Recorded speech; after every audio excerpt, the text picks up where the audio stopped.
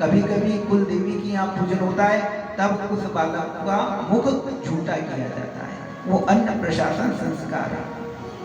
नामाकरण संस्कार जब 10 दिन निकल जाते हैं सूतक के, वृद्धि सूतक के, उसके बाद में नामाकरण संस्कार करना चाहिए।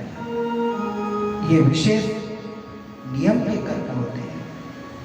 और आगे चल करके जब वो बालक बड़ा होता है तो उसके लिए विद्या अध्ययन संस्कार होता है।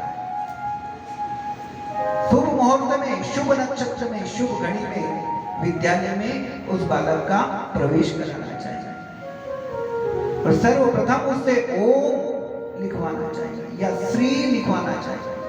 उसका हाथ पकड़ करेगा, वो बालक विद्वान होता है, बुद्धिमान होता है। ये नियम बताए गए हैं शास्त्र में। तो गर्ग मुनि के पास में स्वयं नंद जी गए, चरणों में प्रणाम किया कि तदवदी प्रणिपातेन परिप्रश्नेन सेवया उपदेक्षन्ति ते ज्ञानिनस्तत्त्वदर्शिनः। गुरुदेव, मैं आपके चरणों में प्रणाम करता हूँ, मुझ दास का प्रणाम स्वीकार करें।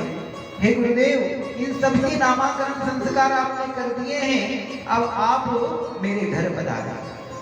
नंद भवन में आप प्रवेश करें। महाराज जैसे कहा, गर्ग मुनि तो इसकी प्रतीक्षा कर रहे थे, समय मिला है। गर्ग आचार्य प्रवेश करते हैं नंद भवन में। गौशाला में गए। गौशाला में मैया यशोदा जी अपने लाल को लिए हुए हैं, रोहिणी अपने लाल को लिए हुए हैं। उच्च आसन पर गुरु महाराज को विराजमान किया है और पूछा कि आप हमारे दोनों बालकों का संस्कार करें, इनका नाम अभी तक नहीं रखा है। हे गुरुदेव, आप इनका नाम बताएं। महाराज ने जैसे देखा ना, तो बड़े बालक को, बलराम जी को देखते हैं। गुरुदेव, कहा कि इसको बलभद्र कहेंगे, बलराम कहेंगे, और इसका दूसरा नाम रहेगा संकर्षण, क्योंकि ये कभी ना कभी रोहिणी जी के उदर में संकर्षित करके प्रवेश इसने किया है, इसलिए इसका नाम संकर्षण भी रहेगा।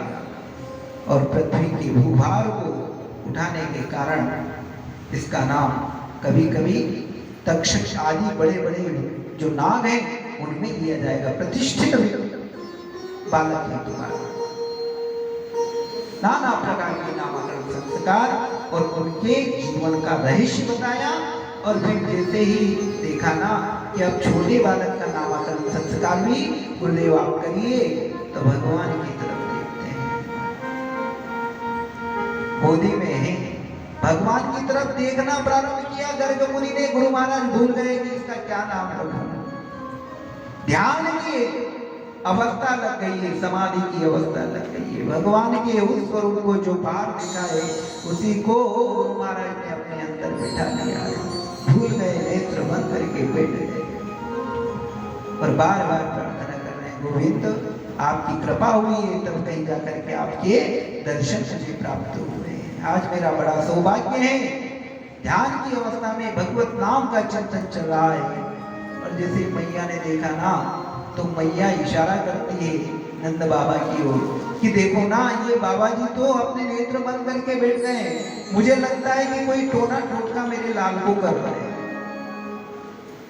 ये बाबा जी है या नहीं है कि गए? बोले बाके बिहारी, क्योंकि एक स्थिर प्रज्ञ होकर के बैठ जाते हैं गर्ग मुनि। भगवान से गाढ़ प्रेम उनका लगा हुआ है। भूल गए कि यहाँ नामाकरण संस्कार करने आया। चरणों को प्रणाम किया नंद बाबा ने और कहा कि अब मेरे छोटे बालक का नामाकरण संस्कार करिए।